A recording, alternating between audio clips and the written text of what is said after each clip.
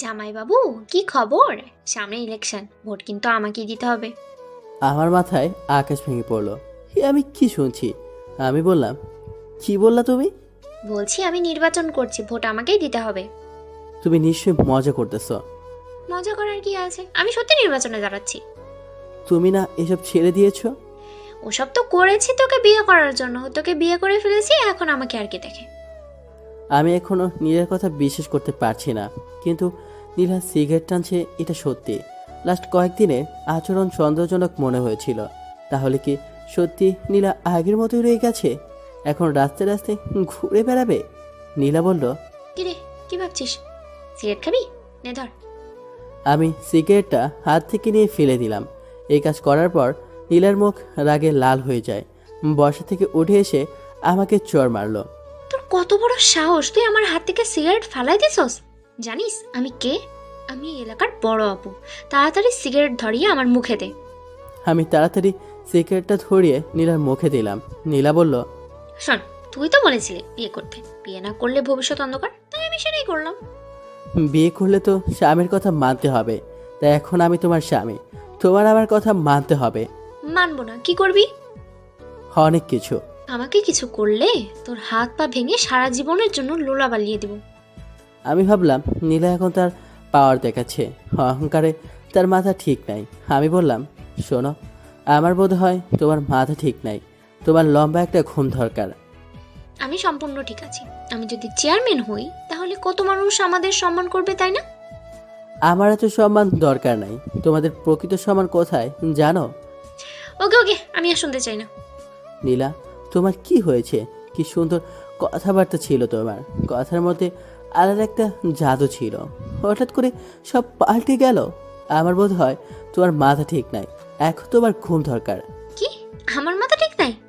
এই বলে ঠাস করে আমাকে চড় মেরে দিল। ব্যথার কারণে কাঁদি নাই, কষ্টের কারণে চোখ দিয়ে পানি চলে আসলো। আমি নীলার পায়ে ধরে বললাম, নীলা আপু, তুমি আমাকে মেরে ফেলো, কিন্তু আমার মা বাবার সাথে কটু কথা আর খারাপ ব্যবহার করো না। ওকে, পাচার। না, তুমি ওয়াদা করো আমার কথার বিরতি গেলে তাদের সাথে নরম ভাষায় কথা বলবা। ওকে বলবো।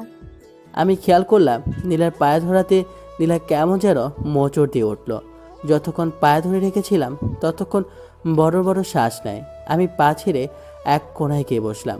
কিছুক্ষণ কোনো কথা বললাম না। আমি বললাম, আমার ঘুম ধরেছে, আমি ঘুমে যাই।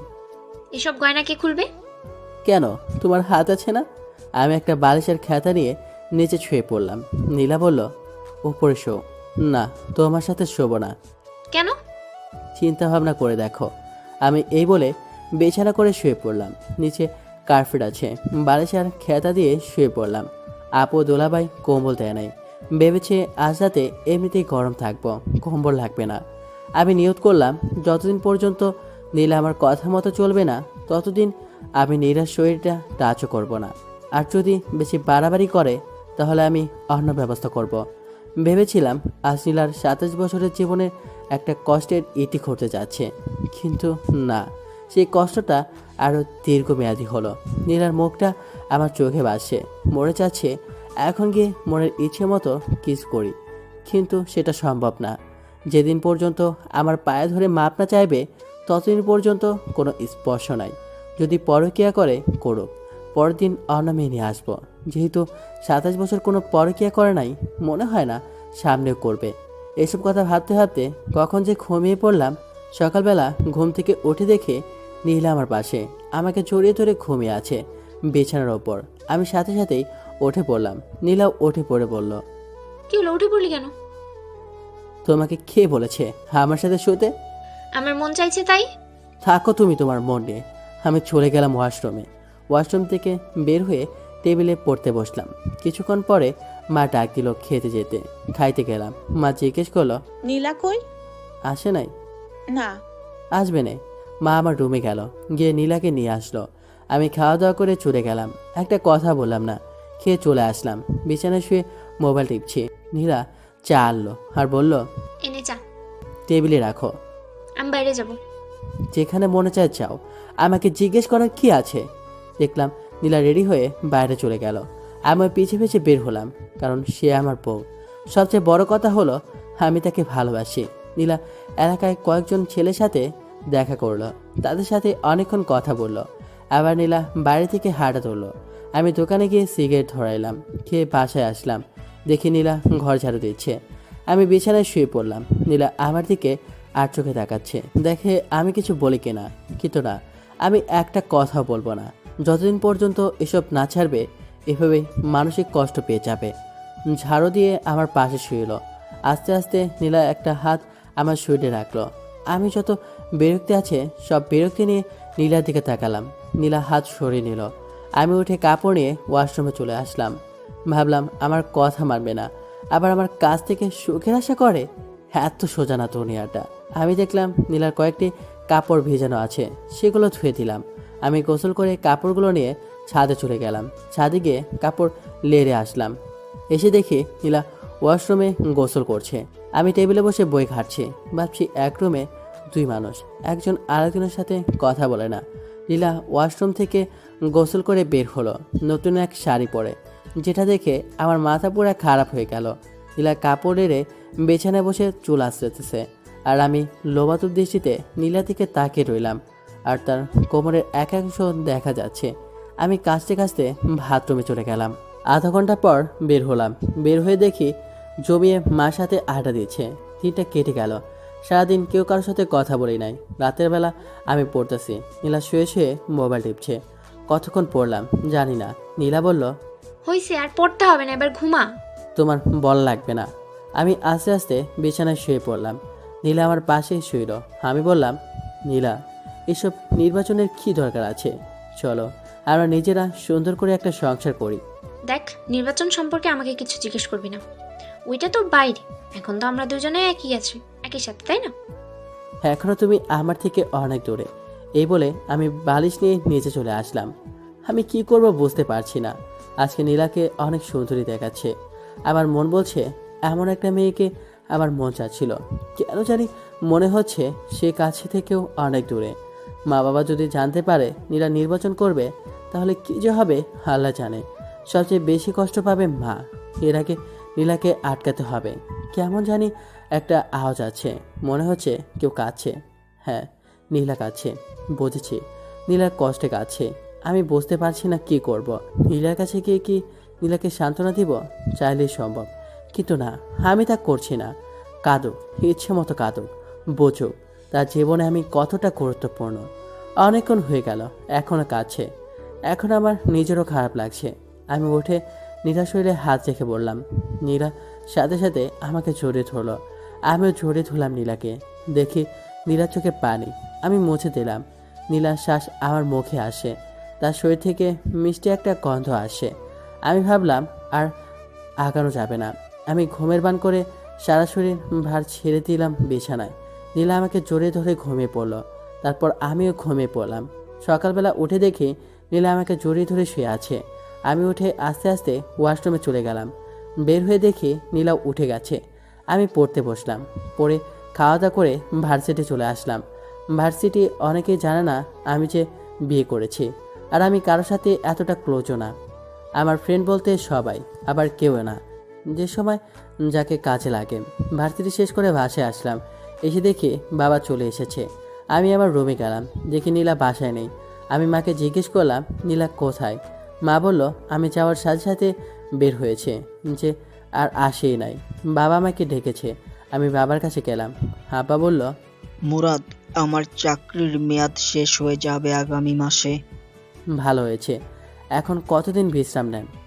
বিশ্রাম নিলে তোরা খাবি কি? তোরও তো কোনো চাকরির ব্যবস্থা হয় নাই। হুম। শোন, আমার মাথায় একটা বুদ্ধি এসেছে। তোর মার সাথে এই বিষয়ে কথা বলেছি। তোর মা হ্যাঁ বলেছে। কি? আমার চাকরির মেয়াদ শেষ হলে পেনশনের যে টাকাটা পাবো, সেটা দিয়ে আমি দেশের বাড়িতে একটা বাড়ি করি আর বাজারে একটা দোকান নিয়ে বসি। আমার তো সারা জীবন ভাড়াটিয়া থেকে গেছি। আমি ভাবলাম কথাটা খারাপ না। এদিকে আগামী মাস আসতে আর 6 দিন বাকি, আর নির্বাচন আসতে আরও 2 মাস বাকি। নীলার বাবা আমাকে অনেক টাকা ক্যাশ দিয়েছে। আমি একটা টাকাও নিতে চাই নাই। কোচিতে আমাকে দিয়েছে নীলাকে বিয়ে করার জন্য। সেখান থেকে টাকা দিলে বাড়িতে একটা বাড়ি আর একটা ব্যবসা সুন্দর করে আসবে। আর এদিকে বাবা মাও জানবে না যে নীলা নির্বাচন করছে। আমিও লেগে যাব চাকরির খোঁজে। এসব কিছু চিন্তা করে বললাম, আপনার বুদ্ধিটা ভালো। আপনার পেনশনের টাকা দিয়ে সব কিছু হবে? দেখি হয় কি না, না হলে ধার করতে হবে।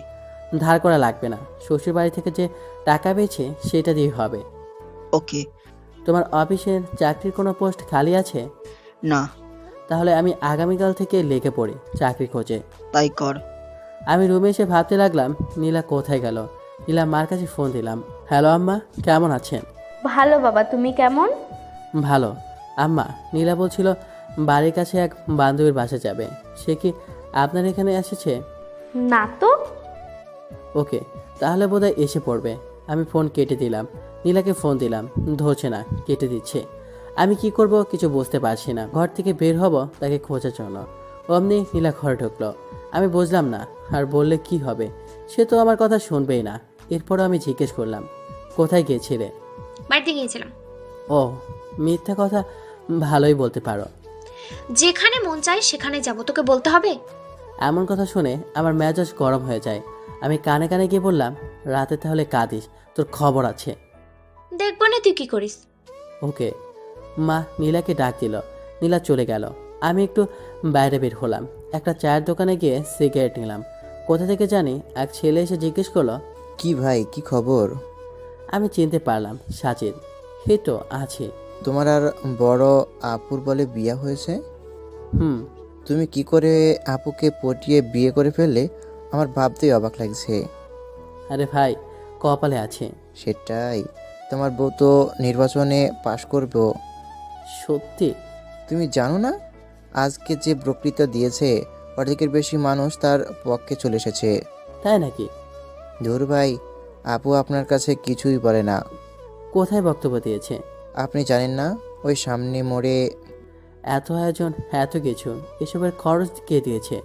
বড় আপু। ধুর ভাই, আপনি আমার কাছ থেকে চালাকি করে কথা জেনে নিচ্ছেন। আপু জানতে পারলে আমাকে মারবে। থুরু ভাই, বসো। মামা ব্যঞ্জন দাও তো। মামা এসে সিগারেট দিল। আমি বললাম, আমার একটা কাজ করতে পারবা?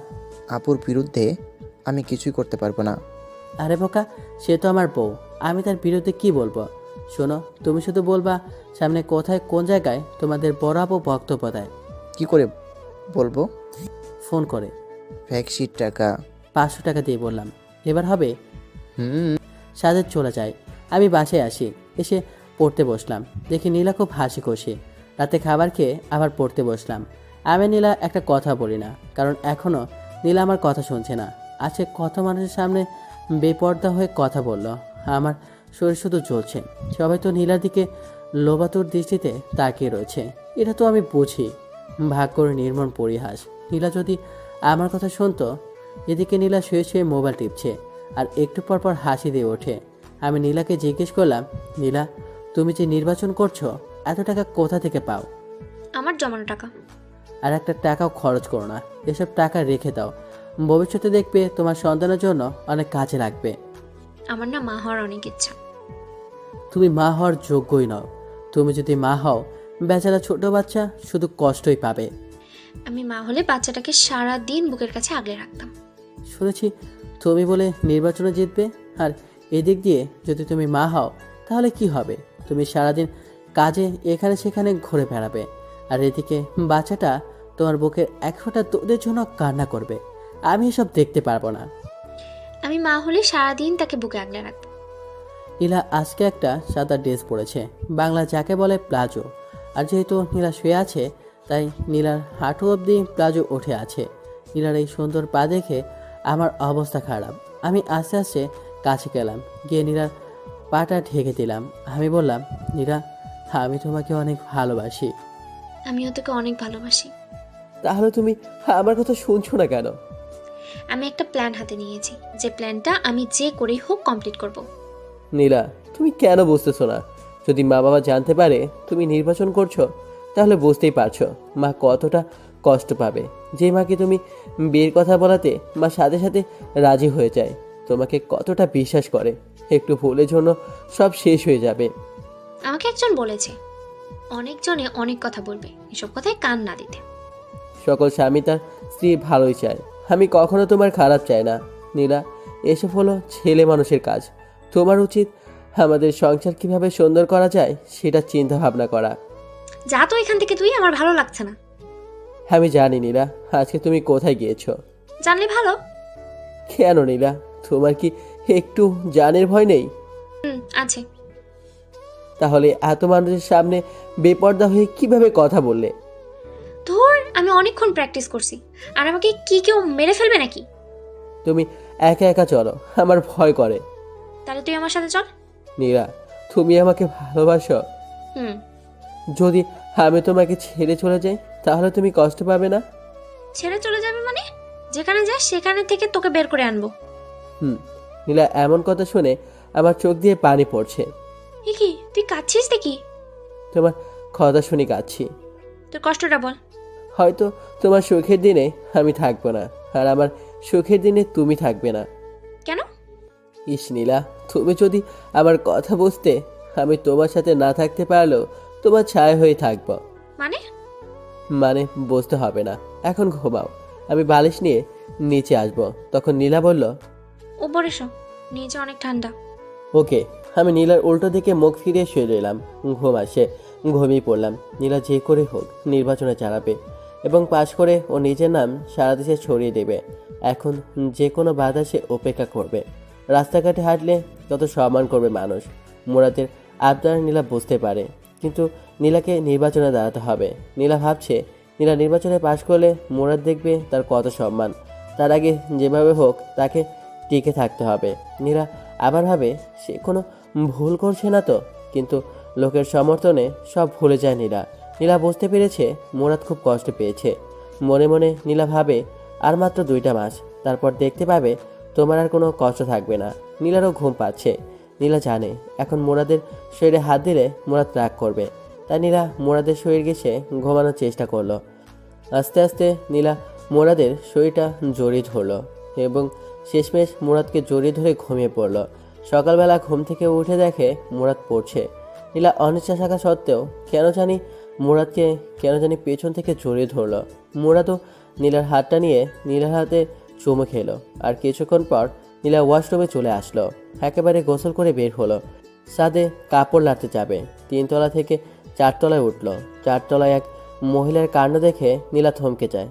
দেখলো একটা বাচ্চা ছেলেকে চোখে মুখে চুমু দিয়ে বলল, যা বাবা, বাবার সাথে স্কুলে যাও। আর বাচ্চাটা বলল, বাই মা। যাওয়ার সময় বাচ্চাটা মার গালে চুমু খেলো। শেষমেশ টাটা দিতে দিতে বাচ্চাটা চলে গেল। নীলা পুরো কাজটা দেখলো। দীর্ঘ একটা শ্বাস ফেলে মনে মনে বলল, ইস, আমার যদি এরকম একটা বাচ্চা থাকতো। পেটের দিকে হাত দিয়ে পেটের মধ্যে হাত বুলিয়ে দেয় নীলা। মুরাদ, তুই কেন বুঝতে পারিস না আমার মনের কথা? আমাকে একটা বাচ্চা দে, কসম করে বলছি, তার কোনো কষ্ট আমি হতে দেব না। নীলা আবার ভাবে, মুরাদ হয়তো ঠিকই বলছে, এসব তো ছেলে মানুষের কাজ। আমার কাজ তো ঘরের ভিতর। আমি 2-3টা বাচ্চা নিয়ে সুখে ঘর করব। নীলা নিচে এসে দেখলো মুরাদ কলেজে চলে গেল। নীলা নিয়ত করে ফেলেছে এসব বাদ দিয়ে মুরাদের কথা মতো চলবে। নীলা ঘর থেকে বের হলো অফিসে গিয়ে নিজের পথ বাতিল করতে। বাসা থেকে বের হয়ে হাঁটা ধরলো। কিছুক্ষণ যাওয়ার পর কোথা থেকে জানি এক মেয়ে এসে বলল, আপু আপু আমার বাড়ির সামনে, প্লিজ আপু আমার সাথে একটা ছবি তুলেন। বলতে পারবো আমি চেয়ারম্যান আপুর সাথে ছবি তুলেছি। সবাই আমাকে বস মানবে আপু, প্লিজ। ওকে ওকে, তুলো। আপনার আমাকে খুব ভালো লাগে। আমার ফ্যামিলির সবাই আপনাকে ভোট দিবে। Thank you.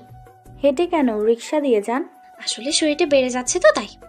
ওকে আপু, চলেন আপনাকে এগিয়ে দেই। চলো। মেয়েটা আর নীলা হাঁটছে। সামনে দিয়ে যে যায় সেই লম্বা করে একটা সালাম দেয়। নীলা হাসি মুখে তাদের বিদায় দেয়। আরও কিছুক্ষণ হাঁটার পর 6-7টা মেয়ে নীলাকে ঘিরে ধরলো। আরও 10-12 জন ছেলে এসে হাজির হলো। পুরো একটা দল হয়ে গেল। এক সময় মিছিল শুরু হয়ে গেল। মিছিলের মধ্যে আরও মানুষ যোগ দিতে থাকে। পরে মোটামুটি বড় একটা মিছিল হয়ে যায়। অনেকক্ষণ সবাই বরাবর পক্ষে মিছিল করে। এক জায়গায় এসে এক রেস্টুরেন্টে নিয়ে সবাইকে কিছু খাওয়ায়। তাদের বিদায় দিল। নীলা বাইরে চলে আসে। এসে ফ্রেশ হয়ে শুয়ে ভাবতে লাগলো, কোথা থেকে কি হয়ে গেল। যে জায়গায় গিয়ে না করে আসবে এসের মধ্যে আমি আর নাই, সেখানে গিয়ে বড় এক মিছিল করে আসলো। এত মানুষের সারা কিভাবে নীলা ফেলে দেবে? এখন কত সম্মান, পরে জানি আরও কত সম্মান হবে। বের হলেই মানুষ ঘিরে ধরবে। তখন মুরাদ বুঝতে পারবে আমি কেন কেন আমি এত কষ্ট করেছি। তখন হয়তো মুরাদ আমাকে একটা বাচ্চা নেওয়ার সুযোগ দেবে। আমি নীলার মনের ভিতর ঢুকে যাওয়ার চিন্তা ভাবনা করছি। নীলা সব কাজে রেসপন্স করব, কিন্তু আসল কাজটাই করব না। আমি বুঝতে পেরেছি এভাবে নীলার সাথে আর বেশি দিন থাকা যাবে না। ভার্সিটি থেকে এসে দেখে নীলা ঘুমাচ্ছে, তার মায়াবী মুখটা কি সুন্দর করে তাকিয়ে আছে।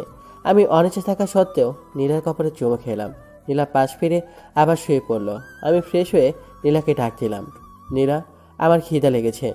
দাঁড়াও, আমি নিয়ে আসছি। নীলা একটু পর আমার জন্য খাবার নিয়ে আসে। আমি খেলাম। আমি বললাম, নীলা তুমি আজকে মিছিল করেছো? হুম। কেন? যাতে নির্বাচনে পাশ করতে পারি। ওকে, তাহলে তুমি নির্বাচন নিয়েই থাকো। মুরাদ, রাগ করিস না, আমি এখান থেকে বের হতে পারবো না। ওকে, তোমার যা ইচ্ছা তাই করো। আমি বিকালের দিকে ছাদে গেলাম, গিয়ে দেখি জ্যোৎস্না। আমি বললাম, জ্যোৎস্না আপু কেমন আছেন? ভালো, তুমি? ভালো। কেমন চলছে তোমার দিনকাল? এই তো মোটামুটি। আমার সামনে বিয়ে। ভালো। আপু আমার একটা সমস্যা, যদি একটু হেল্প করতেন। কি বলো? নীলা খালি নির্বাচন করে, এ নিয়ে তাকে আমি প্রতিদিনই বোঝাই, কিন্তু সে কোনো কথা কানেই নেয় না। আপনি যদি একটু হেল্প করতেন। যে তার স্বামীর কথা শুনে না, তাহলে অন্য আরেকজনের কথা কি শুনবে? তারপরে একটু কথা বলে দেখবেন। ওকে। আমি চাই। হুম। আমি চলে আসি, কি করব কিছুই মাথায় আসে না। এভাবে এক সপ্তাহ চলে গেল। বাবা গ্রামে চলে যায়। গ্রামের বাড়িতে নতুন বাড়ি হলে মা চলে যাবে।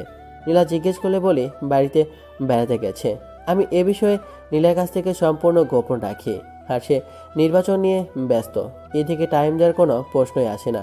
নীলাকে কেমন জানি লাগে, তার সাথে কথা বলা, হাসাহাসি এখন আর ভালো লাগে না। এখন কেন জানি নীলাকে বিরক্তিকর মনে হয়। আমি আস্তে আস্তে নীলার সাথে কথা বলা কমিয়ে দিলাম। ওই তো আগামীকাল সারাদিন নীলার সাথে একটা কথাও বলি নাই। বুঝতেই পারছেন এটা কতটা কষ্টকর। নীলাকে অনেক বোঝালাম, শেষমেশ যেই কোদো সেই লাউ। আমি ভাবলাম নীলার মা বাবার সাথে এ বিষয়ে কথা বলতে হবে। আমি সময় করে চলে আসি নীলার বাড়িতে। দেখি তার মা বাবা দুজনেই বাড়িতে। হঠাৎ নীলাকে ছাড়া আমাকে দেখে তারা অবাক হয়ে যায়। নীলার মা বলল, বাবা, তুমি এমন সময় একা? নীলা কোথায়? নীলা বাড়িতে, আম্মা আব্বা কিছু কথা ছিল। কি বলবা বলো। নীলারে নিয়ে একটা সমস্যা হচ্ছে। কি সমস্যা? আসলে নীলা খালি নির্বাচন করে। এই তো সারাদিন নির্বাচন নিয়ে বাড়ির বাইরেই ব্যস্ত থাকে। কত যে বললাম এসব ছেড়ে দিতে, আমরা দুজন সুন্দর করে সংসার সাজাই, কিন্তু কে শুনে কার কথা। আপনারা দুজন যদি একটু বলতেন এসব ছেড়ে দিতে, তাহলে খুশি হতাম। আসলে বাবা কি বলবো, সে ছোটবেলা থেকে স্বপ্ন দেখে আসছে এই এলাকায় নির্বাচন করবে, তাই সে ছোটবেলা থেকে টাকা জমাইছে। তোমার অসুবিধে হলে আমরা অবশ্যই নীলাকে বোঝাবো। ধন্যবাদ। আমি নীলার বাড়ি থেকে খাওয়া দাওয়া করে বাসায় আসলাম। এসে দেখে নীলা ঘরের ভিতর নাচতেছে। আমি মুচকি হাসি দিলাম। আমি বললাম, এত খুশি কেন? সবাই বলছে আমি পাশ করব। ঘরের বাইরে বের হলে কত কত মানুষ আমাকে ঘিরে ধরে। সেটা তো ধরবেই, কারণ তুমি অনেক সুন্দরী, আর সুন্দরের পূজা সবাই করে। সুন্দরী বলে না, আমি চেয়ারম্যান হব বলে। এখনো কোনো নেতা তোমাকে আহ্বান করে নাই রাতে তার সাথে থাকার জন্য? কি বললি তুই? এটা কি বললি তুই? আবার বল। যদি এরকম অফার পাও তাহলে ফোন করে বলে দিও আজ রাতে আমি বাইরে থাকবো। ঠাস ঠাস করে দুটো চর বসে দিল গালে। আমি বললাম, সত্যি কথা বললে কারো সহ্য হয় না। নীলা কেঁদে দেয়। কেঁদে কেঁদে আমাকে জড়িয়ে ধরে বলে, তুই এমন কথা বলিস না। এই নীলা শুধু তোর, নীলা সব তোর। নীলার যৌবন রূপ সব তোর, সব কিছুই শুধু তোর জন্য। নীলা আমার একটা হাত নিয়ে তার গালে দিল। খুব কষ্ট হচ্ছে নীলা, এসব একটা কিছু আমি পাবো না। এসব কিছু কয়েকদিন পর পথের মানুষের কাছে চলে যাবে। এমন কথা মুখে আনিস না মুরাদ, আমি তোরে ভালোবাসি, তোকে ছাড়া আমি বাঁচবো না। তুই এমন কথা আর বলবি না। প্লিজ নীলা, তুমি এইসব ছেড়ে চলে আসো, প্লিজ প্লিজ। তোমার আর আমার জন্য সুন্দর একটা জীবন অপেক্ষা করছে, এইসব ছেড়ে দাও। নীলা কিছু বলছে না। আমি আস্তে আস্তে নীলার গালে ধরে নীলার ঠোঁটের কাছে আমার ঠোঁট নিয়ে আস্তে আস্তে লাগিয়ে দিলাম। নীলা চোখ বন্ধ করেছে। নীলা আমার মাথা চেপে ধরলো তার ঠোঁটে। আমি পাগলের মতো কিস করছি। নীলার শ্বাস ভারী হচ্ছে। আমি ভাবলাম এখনই বাদ দিতে হবে, না হলে নীলাকে আটকানো কঠিন হবে। আমি আস্তে আস্তে নীলাকে ছেড়ে দিলাম। নীলা বলল, কি হলো? ভালোই তো লাগছিল, আবার ধর। মনে হয় মা ডেকেছে। এই বলে আমি সোজা ঘর থেকে বেরিয়ে আসলাম। নীলা বুঝতে পারছে না কি বলবে, শুধু তাকিয়ে রইল। আমি ভাবলাম লাভ নাই, যতদিন না পর্যন্ত এইসব ছাড়বে না ততদিন পর্যন্ত আমাকেও পাবে না। আমি 2-3 জায়গায় চাকরির জন্য নিবন্ধন করলাম। এসব বিষয় নীলার কাছে গোপন রাখলাম। তাকে বলে কি করব? আমি বাইরে যাওয়ার সাথে সাথে নীলা ঘর থেকে বের হয়ে পড়ে। আর কি বলবো, এসব কিছু নীলার কাছে গোপন রাখলাম। আমি সোজা বাইরে চলে আসলাম। এসে সিগারেট খেলাম, খেয়ে রুমে ঢুকলাম। রুমে ঢুকলে নীলা বলল, তুই আমার বাবা মার কাছে বিচার দিছিস কেন?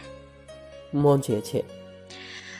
দেখ, আমাকে নিয়ে প্রতি দোকানে এখানে সেখানে সব জায়গায় কথা হয়। তারা বলে আমি জিতলে এলাকার উন্নতি হবে, এলাকায় শান্তি থাকবে। এসব মানুষের কথা আমি কি করে ফেলে দিতে পারি? আমি চাইতে পারবো না। ভালো, তোমার যদি মনে চায় করো, মনে থাকে জানো। পরে যখন কেঁদে কেঁদে আমাকে জোরে চিল্লায় চিল্লায় ডাকবে তখন আমাকে পাশে পাবে না। নীলা, তুমি এখন বাচ্চা মেয়ে না, ভালো মন্দ বিচার করার বিবেক তোমার মাথায় আছে। হায় রে কপাল আমার, আমারই দোষ। কেন যে সুন্দরীতে পাগল হলাম। যদি জ্যোৎস্নাকে অথবা তানহাকে বিয়ে করতাম তাহলে কতই না সুখী হতাম। এই বলে রুম থেকে বের হয়ে আসলাম। সোফায় এসে টিভি দেখতে লাগলাম। কিছুক্ষণ পর মা এসে বলল আগামীকাল বাবা আসবে। দিনটা কেটে গেল, নীলার সাথে আর কথা বলি নাই। পরের দিন বাবা এসেই আমাকে ডাকা শুরু করলো। আমি গেলাম বাবার কাছে, একটা কাগজ ঢিল দিয়ে বলল, এইসব কি মুরাদ? আমি কাগজ ধরে দেখি নির্বাচনের পোস্টার। তার মানে বাবা জেনে গিয়েছে নীলা নির্বাচন করছে। বাবা আবার বলল, তোর বউ কোথায়? আস্তে বাবা, আমার কথা শোনো। কি শুনবো?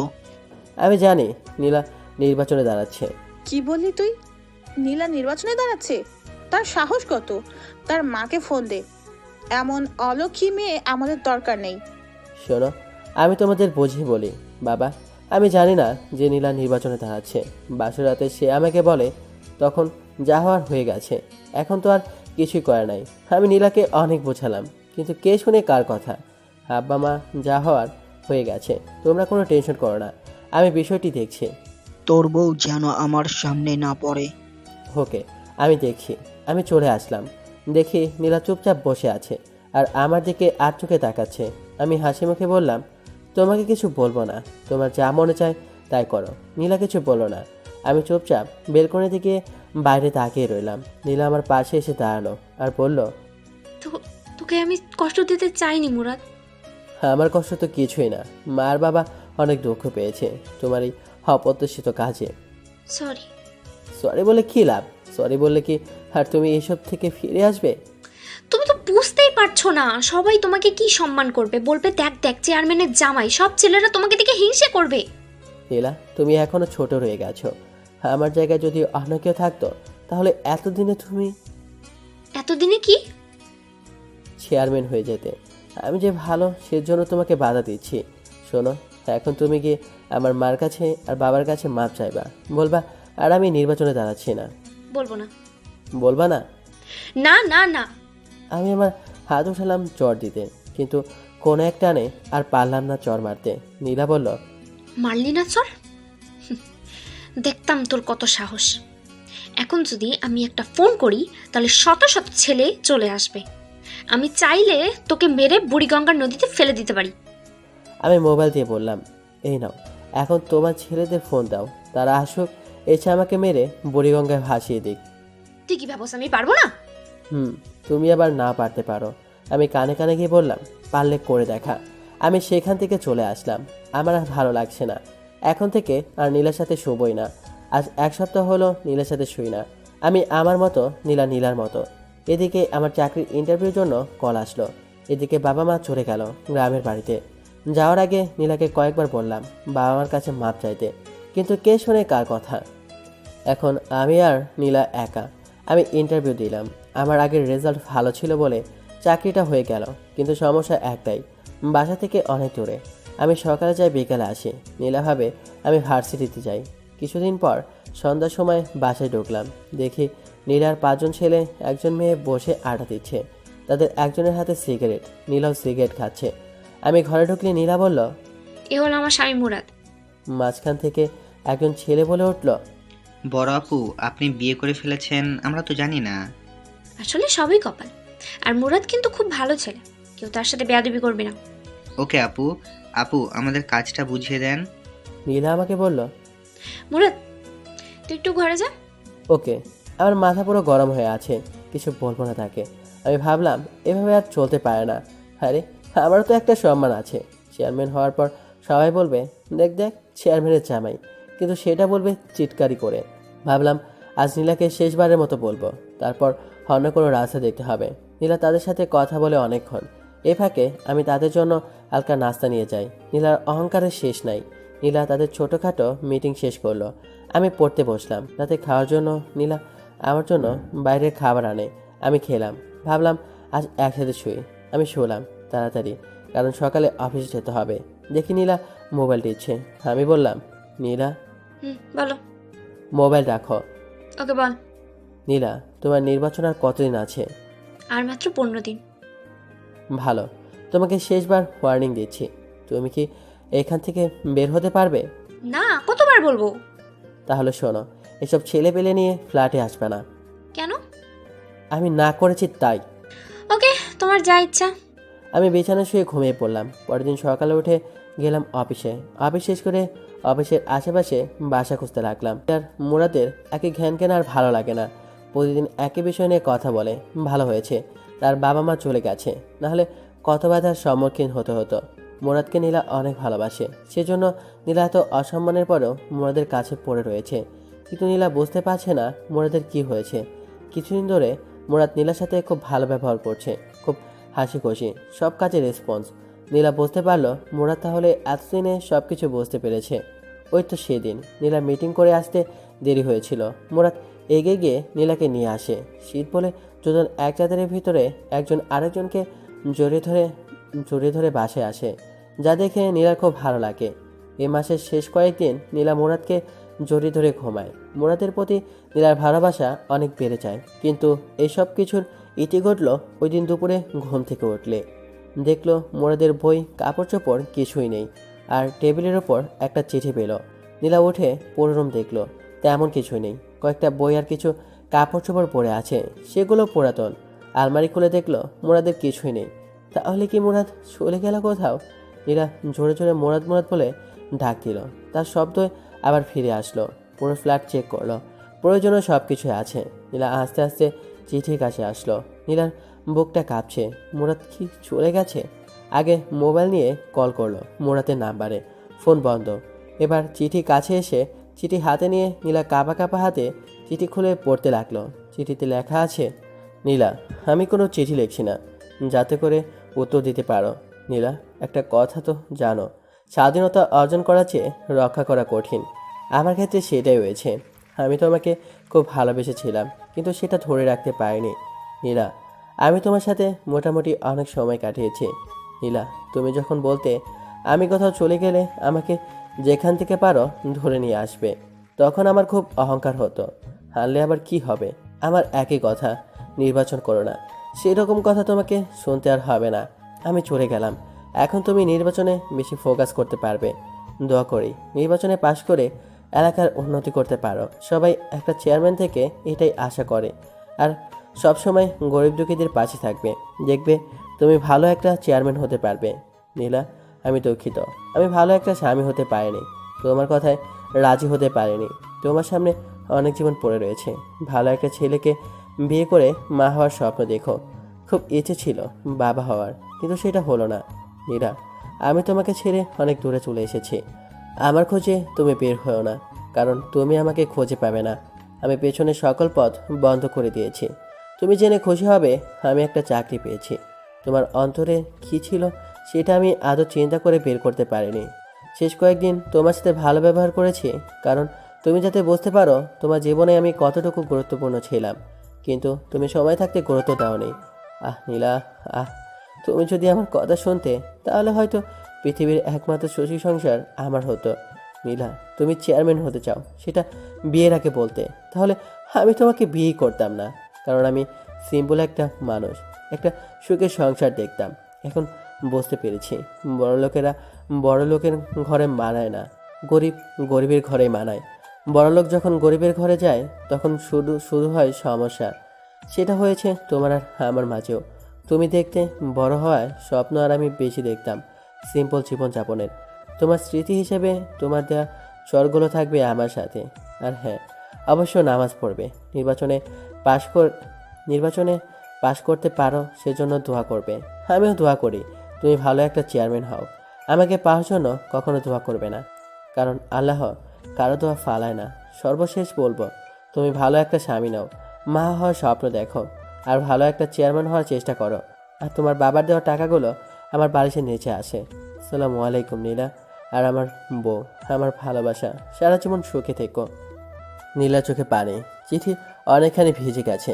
নীলা কি করবে বুঝতে পারছে না। এখন কেমন যেন একা একা লাগছে।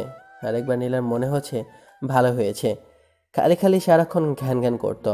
নীলা আস্তে আস্তে চোখের পানি মুছল, বিছানায় এলিয়ে চিন্তা করতে লাগলো। এখন আমি কি করব? বাড়িতে চলে যাব? বালিশের তলে হাত দিয়ে দেখে টাকা, অনেক টাকা। নীলা কেমন যেন ভয় ভয় করছে। নীলা একা এই বাসায় থাকতে পারবে না। মুরাদ বলেছে চাকরি পেয়েছে, কোথায় পেয়েছে সেটা জানতে হবে। সেটা জানতে পারলে তার ঠিকানা বের করা যাবে।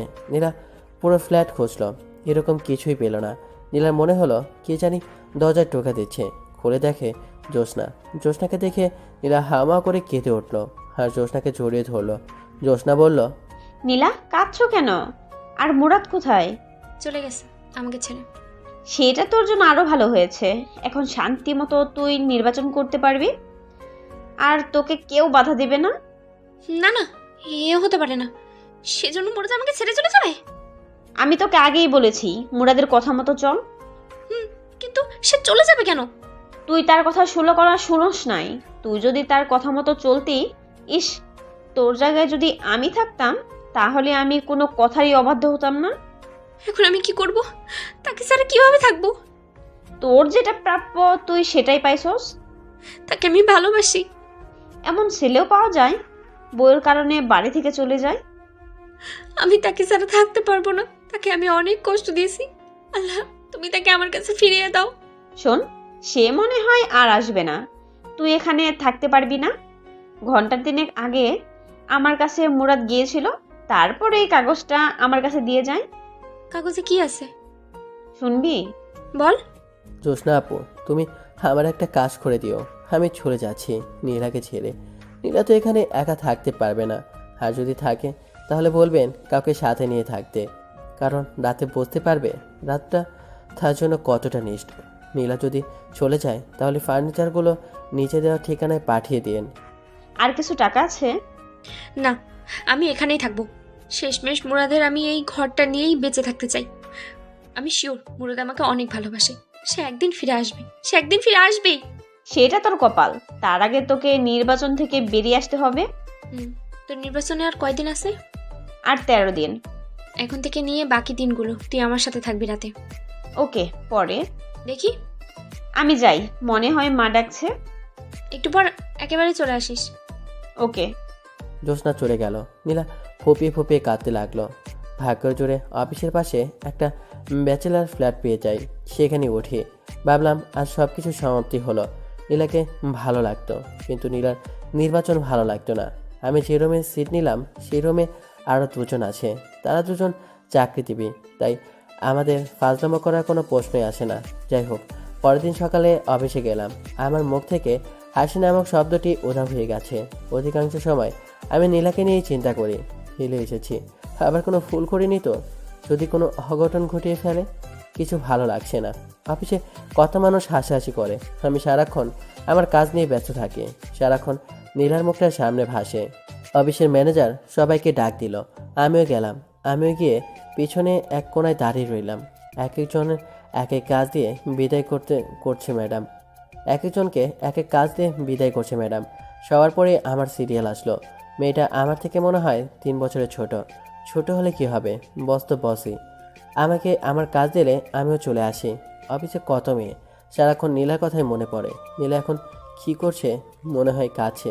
আমার মনে হয় সে তো এখন খুশিতে নাচছে, কারণ তাকে বাধা দেওয়ার আর কেউই নেই। যেটা চলে গেছে গেছে, সেটা গেছে। এখন কাজে মনোযোগ দিই।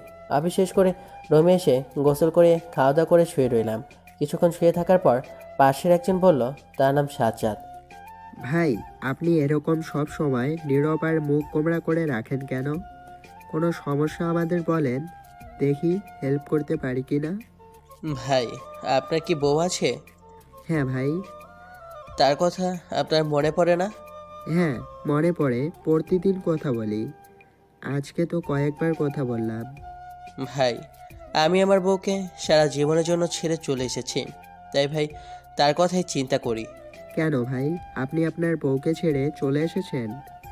ভাই, শখের বসে এক সিনিয়র আপুকে বিয়ে করেছিলাম। বিয়ের পর তার কথা আমি শুনতাম, কিন্তু সে আমার কথা শুনতো না, তাই ছেড়ে চলে এসেছি। Very interesting. আমরা দেখি যত কম বয়সী মেয়ে, আর তুমি কি না সিনিয়র আপুকে বিয়ে করো। থাক ভাই, যা হবার হয়ে গেছে। এখন সামনে ফোকাস করেন, দেখবেন আরও ভালো মেয়ে কপালে আসবে। আমি পড়তে বসলাম, কারণ আমাকে ভার্সিটি শেষ করতে হবে। এটা বেসরকারি চাকরি, যে কোনো সময় চলে যেতে পারে। পরের দিন অফিসে গেলাম, সারাদিন অফিস করলাম, কারোর সাথে কথা বলিনি। সবাই টিফিন করে আর আমি নীলার কথা চিন্তা করি।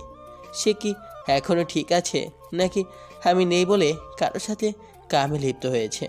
না না, নীলা এরকম মেয়েই না। ভাবলাম নীলাকে একটা নজর দেখে আসবো। আগামীকালই যাব, অফিস শেষ করে চলে আসব। এক লোক এসে খবর দিল ম্যানেজার ডাকছে। আমি অফিসে গেলাম, ম্যাডামকে দেখেই আমার মেজাজ গরম হয়ে গেল। ম্যাডাম, এটা কোনো কাপড় পরলো?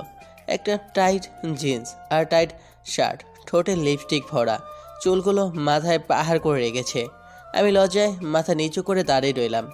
নীলাকে আমি জিন্স অবস্থায় 2 দিন দেখেছি, তারপরও প্রথম আর সব সময় নর্মাল পোশাক পরতো, যার কারণে নীলাকে আমার অনেক ভালো লাগতো। আর শাড়ি পরা অবস্থায় দেখলে মনে হতো রিয়ান ভাইয়ের কথাটা, কোন গ্রহ থেকে এসেছো তুমি, যেখানে শুধু রূপের চর্চা করা হয়। এখন নীলার শাড়ি পরা মুখটা মনে হলে শরীর কাঁপুনি দিয়ে ওঠে। বসুন। আমি মাথা নিচু করে চেয়ারে বসলাম। আবার বলল, মুরাদ ভাই, এখানে কি আপনার কোনো কাজ করতে অসুবিধা? না। তাহলে সব সময় এমন মনমরা হয়ে থাকেন কেন? 2 দিন একেবারে বেশি। আমার মতে এই অফিসে আসার পর একমাত্র আমার সাথে আপনি কথা বলেছেন। কেন, কারণ জানতে পারি? না, আমি শুধু আমার কাজ করব। এমন কোনো মানুষ হয়? আপনার বায়োতে দেখলাম আপনি বিবাহিত। আপনার ওয়াইফের সাথে কোনো সমস্যা হয়েছে? সেরকমই ধরতে পারেন।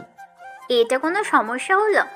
সেজন্য আপনি যাওয়ার সময় তার সবচেয়ে বেশি পছন্দের জিনিসটি নিয়ে যাবেন। দেখবেন সব ঠিক হয়ে যাবে। আমি চলে আসলাম।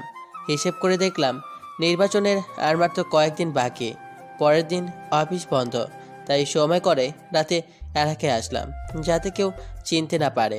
শীতের রাগ, মুখে মাফলার, জ্যাকেট বেঁধে সাথে মাথায় ক্যাপ দিয়ে রাস্তায় হাঁটছি। হাঁটতে হাঁটতে বাসার সামনে চলে গেলাম। বাসার নিচে দাঁড়িয়ে আর চোখে বেলকনিতে তাকাচ্ছি, দেখি বাতি জ্বালানো। তার মানে নীলা এখানে আছে। সে কি কাছে নাকি হাসছে, সেটা যদি দেখে যেতে পারতাম। অপেক্ষা করি, যদি বেলকনিতে আসে। বেশি অপেক্ষা করতে হলো না, না চাওয়ার চেয়েও বেশি পেয়ে গেলাম। যেটা দেখে নীলার আসল মুখোশ উন্মোচন হয়ে গেল। দেখি 3 জন ছেলে আর 4 জন মেয়ের সাথে নীলা হাসতে হাসতে বের হচ্ছে, যেটা দেখার জন্য আমি মোটে প্রস্তুত ছিলাম না। আমি ভাবলাম আমার ধারণা সব ভুল। আমি ভেবেছিলাম নীলা বোধহয় মন খারাপ করে বসে আছে, কিন্তু না, নীলা নীলার মতোই নির্বাচনের কাজ করছে। থাকুক সে তার নির্বাচন নিয়ে, আমি থাকি আমার মতো। আর নীলার চিন্তা মাথায় আনবো না, এলাকার নাম মুখেও নেব না। আমি মন খারাপ করে বাসায় চলে আসলাম। সারা রাত ঘুমাই নাই। কি করব আমি আমি নীলাকে ছেড়ে চলে আসলাম, অথচ আমি বেশি কষ্ট পাচ্ছি। আর এদিকে নীলা খুশিতে শেষ। শখের বসে গিয়েছিলাম সিনিয়র মেয়েকে বিয়ে করতে, আবার সে নাকি এলাকার ডন। এমন ফালতু মেয়ে আমার কপালেই জুটল। সে বলে আবার আমার বউ। ধুর, ঘুমাই। এইসব চিন্তা করতে করতে কখন যে ঘুমিয়ে যায় খেয়ালই নেই। এদিকে নীলা কাঁদতে কাঁদতে চোখ মুখ ফুলিয়ে ফেলেছে, কারণ মুরাদকে ছাড়া নীলার এক মুহূর্ত ভালো লাগে না। সারাদিন ঘরে নীলা একা থাকে, কিছু ভালো লাগে না, খাওয়া দাওয়া ঠিক মতো করে না। এখন নীলা মুরাদের অভাব হারে হারে টের পাচ্ছে। 2 দিন ধরে নীলা নির্বাচনের কোনো কাজে যাচ্ছে না, কারণ তার মন ভালো না। কি বলবে গিয়ে নীলা? ওই দিন রাতে নীলাকে তার সাথের লোকেরা দাওয়াত দিল। নীলা বলে দিয়েছে আসতে পারবে না, কিন্তু হলো কি, রাতে কয়েকজন বাসায় এসে হাজির। তাদের জোড়াজুড়িতে নীলা তাদের সাথে গেল। সেখান থেকে এসে জ্যোৎস্নাকে কল দিল। জ্যোৎস্না আসলো, রাতে জ্যোৎস্নার সাথে ঘুমায়। দুজন শোয়ার পর জ্যোৎস্না বলল, এসব তুই ছাড়বি? এসব ছাড়লে দেখ মুরাদ তোর কাছে ফিরেও আসতে পারে। সত্যি মুরাদ আবার আমার কাছে ফিরে আসবে? যখন শুনবে তুই নির্বাচনে দাঁড়াচ্ছিস না, তখন বুঝতে পারবে তুই মুরাদের কথা শুনছস। কি করে বুঝবো সে কি এদেশে আছে নাকি নাকি নতুন বিয়ে করে ফেলছে? এই বলে নীলা কেঁদে দিল। নীলা, কাঁদিস না, তার জন্য দোয়া করবেন, সে যেন ভালো থাকে। দেখবি একদিন ঠিকই আল্লাহ তোদের মিলিয়ে দিবে। নীলা ফুপিয়ে ফুপিয়ে কাছে আর মোবাইল থেকে ছবি বের করে মুরাদকে দেখছে। এসব দেখতে দেখতে কখন যে ঘুমিয়ে যায় খেয়ালই নেই। সকালে উঠে নীলা নামাজ পড়ে আল্লাহর কাছে অনেক কান্নাকাটি করে মুরাদকে ফিরিয়ে দেওয়ার জন্য। পরের দিন অফিসে যাই। গতকাল থেকে আজকে আমার মন বেশি খারাপ। অফিস শেষ করে চলে আসবো। একজন এসে বলে গেল ম্যাডাম নাকি ডাকছে। আমি ম্যাডামের অফিসে গিয়ে মাথা নিচু করে দাঁড়িয়ে রইলাম। তখন ম্যাডাম বলল, বসুন। আমি আস্তে আস্তে বসলাম। এখন আপনি আমার সামনে হাসি দিবেন। পারবো না। দেন বলছি, না হলে আপনার চাকরি নট। আমি হাসি দেওয়ার চেষ্টা করলাম, কিন্তু হাসির বদলে ফুপিয়ে ফুপিয়ে কান্না শুরু করলাম। এটা কি হলো? আমি বললাম হাসতে আর আপনি কিনা কাঁদছেন। প্লিজ কাঁদবেন না, প্লিজ। এই নিন টিস্যু। টিস্যু নিয়ে আমি চোখ মুছলাম। তখন ম্যাডাম বলল, এক্স্যাক্টলি আপনি আপনার সমস্যা আমাকে খুলে বলবেন। হুম। আপনার ওয়াইফ কি মারা গেছে? না, তবে বেঁচে থেকেও আমার সাথে নেই। আমি বুঝছি। যান, আপনাকে কিছুদিন ছুটি দিলাম, বউকে নিয়ে কোথাও তো ঘুরে আসুন। আমি চলে আসলাম, কিন্তু পরের দিন আমি অফিসে যাই। ম্যাডাম অবাক হয়ে যায়, কিন্তু কিছু বলল না। আমি হিসেব করলাম নীলার নির্বাচন হতে আর সপ্তাহ 7 দিন বাকি আছে। কিছু ভালো লাগছে না, কেন জানি মন চাচ্ছে নীলাকে আরেক নজর দেখতে। ধুর, আবার বেহে এমন। আমি আর নীলার কথা মনেই আনবো না। ভাবলাম আরেকটা বার দেখে আসি, এটাই শেষ। পরের দিন রেডি হয়ে রাতে বের হলাম। কিছুক্ষণ জার্নি করার পর এলাকায় পা রাখলাম। আমার উদ্দেশ্য বাসার নিচে দাঁড়িয়ে তার হাসি মুখটা দেখে চলে আসব। বাসার কাছে চলে আসলাম। এমন সময় একটা নারীর চিৎকার শুনতে পেলাম। আমি আস্তে আস্তে হেঁটে আরও কাছে গেলাম। চিৎকার চেনা চেনা লাগছে। কাছে গিয়ে দেখি এটা তো নীলা। আমার সারা শরীরে একটা হিমশীতল স্রোত বয়ে গেল। দেখি 4 জন ছেলে নীলাকে ঘিরে ধরেছে। একজন বলছে, তুই নির্বাচন করবি? শালিকে ধর, তার নির্বাচনের স্বাদ মিটিয়ে দেই। ভাবলাম তারা বিপক্ষ দলের কেউ। একজন ছেলে নীলার দিকে আগাচ্ছে। আমি বুঝতে পারছি না নীলাকে তারা কি করবে। দেখি ওড়না টান দিয়ে সরিয়ে দিতে চাইল। আমার মাথায় রক্ত উঠে গেল। ভাগ্যবশত আমার পাশে একটা বেলচা ছিল। আমি মুখটা ভালো করে ঢেকে নিলাম যাতে নীলা না বুঝতে পারে। বেলচা নিয়ে আগালাম। যেহেতু চারদিকে অন্ধকার, তাই একদিক থেকে ওধাও হলাম। যে নীলার ওড়নাটা টান দিয়েছিল তার পিঠে গিয়ে আঘাত করলাম। শালা জোরে আটকা চিৎকার দিয়ে নিচে শুয়ে পড়ল। আমি আবার অন্ধকারে চলে গেলাম। আমি তাদের দেখছি, কিন্তু তারা আমাকে দেখছে না। তারা সতর্ক হয়ে গেল। আমি জায়গা পরিবর্তন করে আরেকটার পিছনে গিয়ে তার পায়ে আঘাত করলাম। সেও চিৎকার করে শুয়ে পড়ল। আমি আবার অন্ধকারে চলে গেলাম। আমি আবার জায়গা পরিবর্তন করে আরেকটার পিছনে গিয়ে তার ঘাড়ে আঘাত করলাম। সেও শুয়ে চিৎকার করতে লাগলো, ও মা গো, ও মা গো। আমি অন্ধকারে চলে গেলাম। যেহেতু শীতের রাত, কুয়াশা কিছুই দেখা যাচ্ছে না। আবার রাত।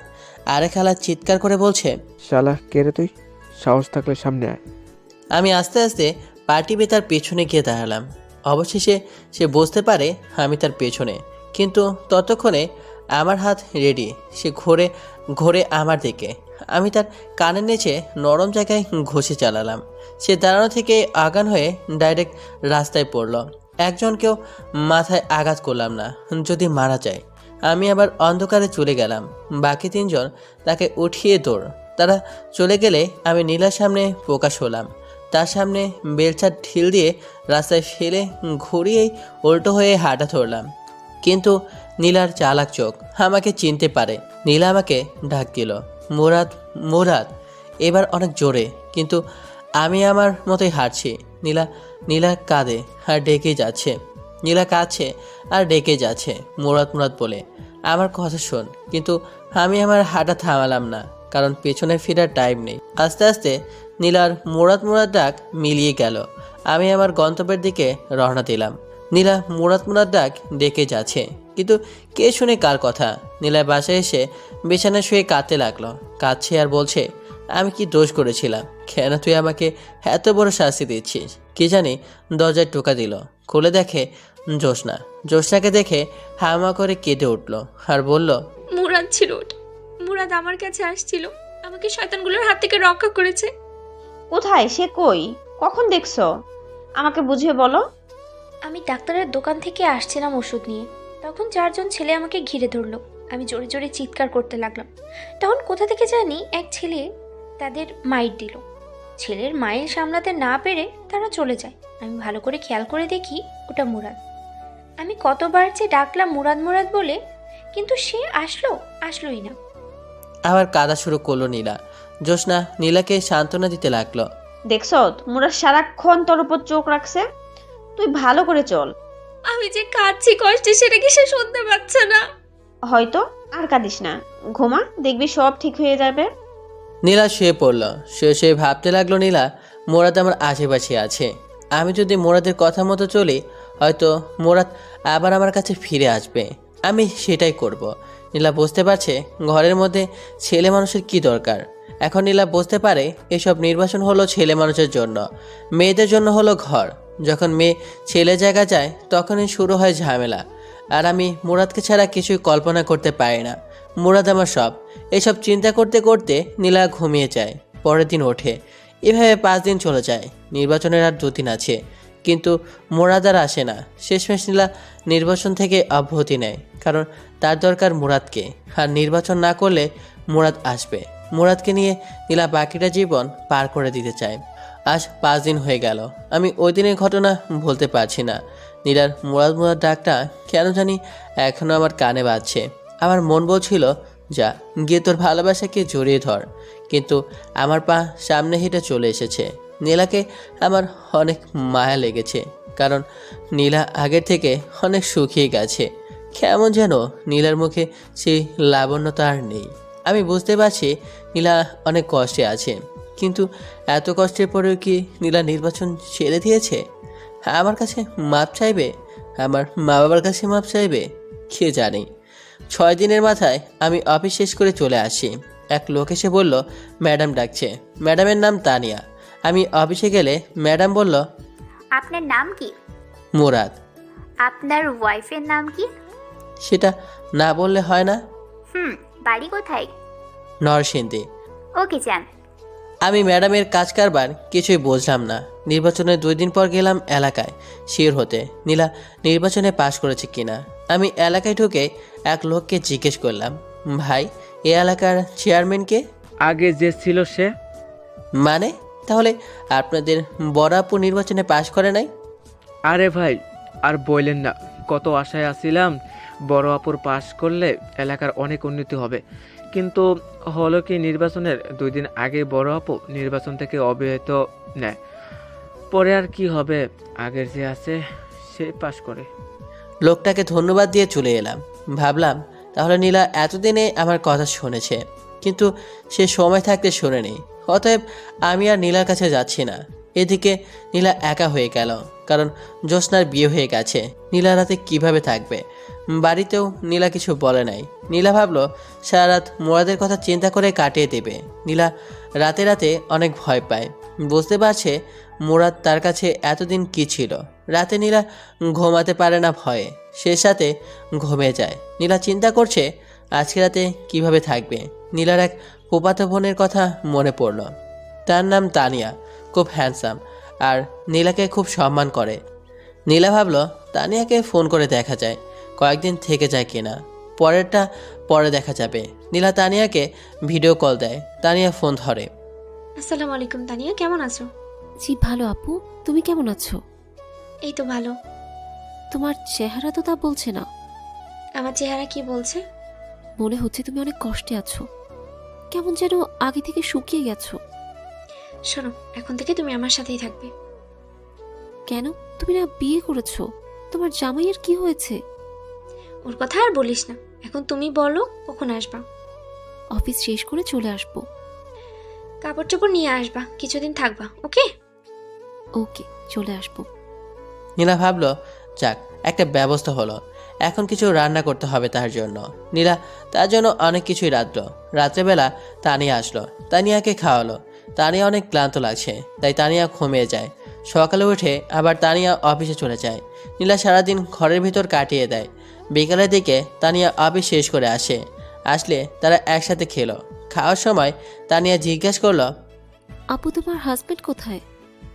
এ বিষয়ে জিজ্ঞেস না করলে হয় না? না, তোমাকে বলতে হবে। তুমি আগের থেকে অনেক চেঞ্জ হয়ে গেছো।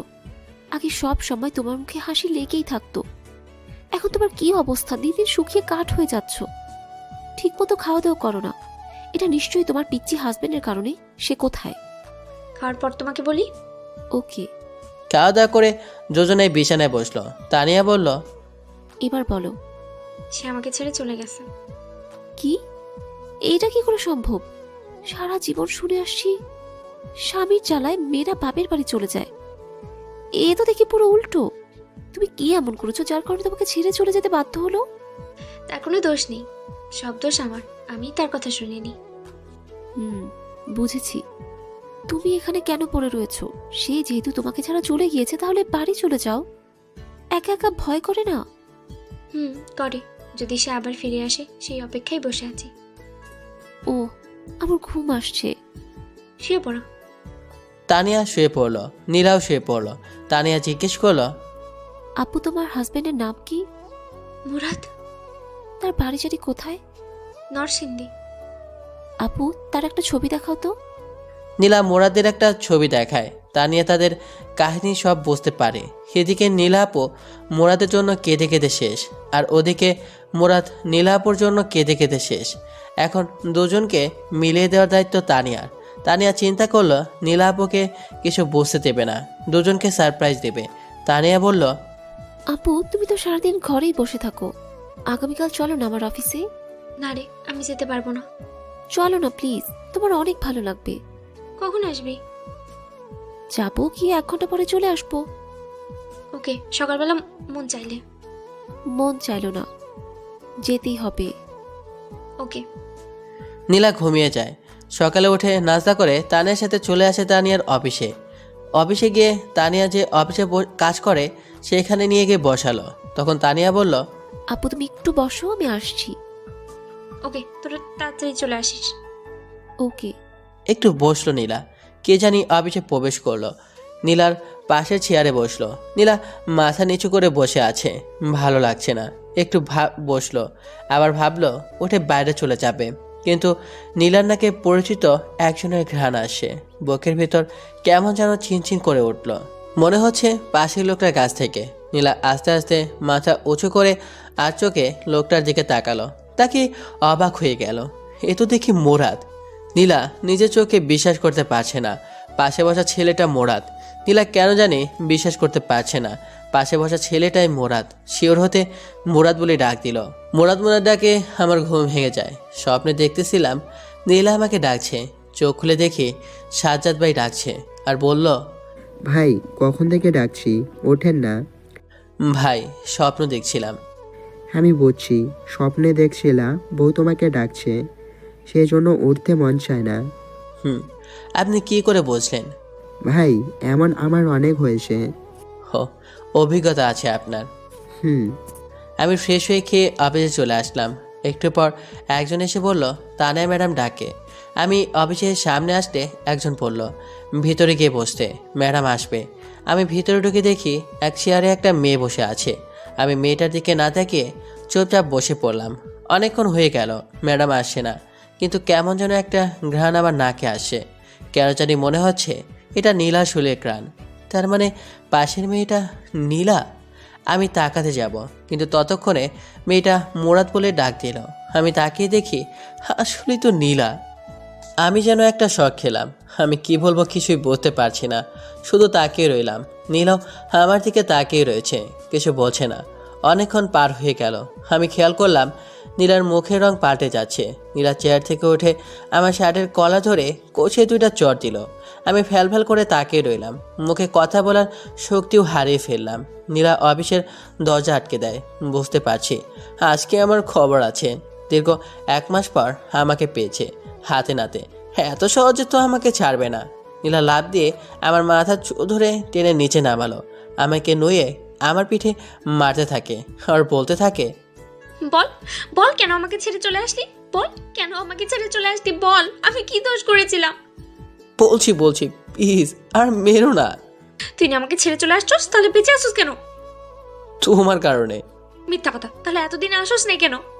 কারণ তুমি আমার কথা শোনো নাই। সেই জন্য চলে আসবি তুই? পিঠে আরেকটা কিল দিয়ে আমাকে জড়িয়ে ধরলো আর কাঁদতে লাগলো। তখন আমি বললাম, কাঁদছো কেন? এখন তো আমাকে পেয়ে গেছো। এটা তো সুখের কান্না। আমি ভাবতে পারি নাই আমি চলে যাবার পর তুমি এতটা কষ্টে থাকবে। আমি ভেবেছিলাম তুমি আরও হাসি খুশিভাবে নির্বাচন কমপ্লিট করবে আর আমাকে সারা জীবনের জন্য হারাবে। আসলে তুই চলে যাওয়ার পর তোর মর্যাদা বুঝতে পারি। মুরাদ, তুই আমাকে ক্ষমা করে দে। আমি তোকে অনেক কষ্ট দিয়েছি। তুমি যদি প্রথমে আমার কথা শুনতে তাহলে হয়তো এতটা কষ্ট করতে হতো না। তুই আমাকে আবার ছেড়ে চলে যাবি? যদি আমার কথা না শোনো, ওকে। এখন আর কেঁদো না। তোমার শরীরে কি অবস্থা? কি সুন্দর পরীর মতো ছিল আমার নীলা, এখন শুকিয়ে কি হয়েছে? তোর জন্য আমার এই অবস্থা হয়েছে। তোমার ফার্স্ট কাজ হলো আমার মা বাবার কাছে ক্ষমা চাওয়া। সরি মুরাদ, তোর বাবা মাকে আমি অনেক কষ্ট দিয়েছি। বল কবে তোর গ্রামের বাড়িতে যাবি? সামনের সপ্তাহে। আমার গ্রাম অনেক ভালো লাগে। গিয়ে আমরা অনেক দিন থাকবো। আমি সরি, ওই দিন রাতে আমি তোমার ডাক সরিনি। ওই দিন যদি তুই না থাকতি তাহলে হয়তো আর আমাকে পেতি না। আমি পেয়েছি, তুমিও আমাকে পেয়েছো, আর কোনো কষ্ট নেই। আমি আমার কপাল নীলার কপাল একসাথে করলাম। নীলা চোখে পানি, আমার চোখেও পানি। আমি নীলার মাথায় ধরে আবার আমার বুকে টেনে নিলাম। নীলাও আমাকে জড়িয়ে ধরলো শক্ত করে। আবার নীলা কেঁদে দেয়। আবার যদি আমাকে ছেড়ে চলে যাস তাহলে আমাকে আর জীবিত পাবি না। ওকে, আমি তোমাকে ছেড়ে চলে যাব না, কিন্তু তুমি তোমাকে মারার অনুমতি দাও। আমাকে মেরে ফেলিস, তবুও আমাকে ছেড়ে চলে যাস না। প্রিয়জন পাশে না থাকার বেদনা আমি বুঝতে পেরেছি। এই তো লক্ষ্মী মেয়ে। আমি নীলার চোখ মুছে দিলাম, চেয়ারে বসলাম, দরজা খুলে দিলাম। একটু পর তানিয়া প্রবেশ করলো। আমি বুঝতে পারছি এসব তানিয়ারই কাজ ছিল। মনে মনে তানিয়াকে অনেক ধন্যবাদ দিলাম। তানিয়া এসে বলল, আপু, আমাকে আর তোমার সাথে থাকতে হবে না তো? নীলা হেসে বলল, আপাতত না, সময় হলে বলবো। সময়টা কখন? পেটে বাচ্চা হলে? যা শয়তান। ম্যাডাম, আপনি তো কিছুদিন আগে বলেছিলেন বউকে নিয়ে কোথাও ঘুরে আসতে। সেই ছুটিটা আমি আগামী সপ্তাহে চাই। মুরাদ ভাই, এটা কিন্তু ঠিক না। দিয়ে দাস না। আগামী সপ্তাহ, কিন্তু এখন না। যান, এখন মন দিয়ে কাজ করুন। আমি চলে আসলাম। আমি অবিশ্বাস করে নীলাকে নিয়ে শপিং মলে গিয়ে তার জন্য বোরকা কিনলাম। সেখান থেকে বোরকা পরিয়ে আমার মেসে গেলাম। গিয়ে নীলাকে সাজ্জাদ ভাইয়ের সাথে পরিচয় করিয়ে দিলাম। সাজ্জাদ ভাই নীলাকে কতগুলো উপদেশ দেয়, পরে একসময় সেগুলো বলবো আপনাদের। আমি আমার জোরের জিনিসপত্র নিয়ে বাসায় আসলাম। নীলাকে বোরকা পরা অবস্থায় আরও বেশি সুন্দর লাগে। নীলাকে বললাম বোরকা পরে ঘর থেকে বের হতে, আর আগের সব কিছু ভুলে যেতে, সামনে ফোকাস করতে। সে আমার কথায় সায় দেয়। বাসায় আসলে নীলা আমাকে রান্না করে খাবার দেয়। আমি খেয়ে দিয়ে আমি রুমটা গোছালাম যেভাবে আগের মতো ছিল। আমি নীলা রাতে বিছানায় শুইলাম। যেহেতু অনেকদিন পর, তাই নীলাকে শরীরে ধরতেই কেমন যেন লজ্জা লাগে। আমি ঘুমিয়ে গেলাম। সকালে সব লজ্জা চলে যায়। দেখি নীলা আমাকে জড়িয়ে ধরে ঘুমাচ্ছে আর মিষ্টি মুখটা আমার দিকে তাকিয়ে আছে। আমি নীলাকে ডাক দিলে সে উঠে ফ্রেশ হয়ে রান্না করে। আমি খাওয়া দাওয়া করে অফিসে চলে গেলাম।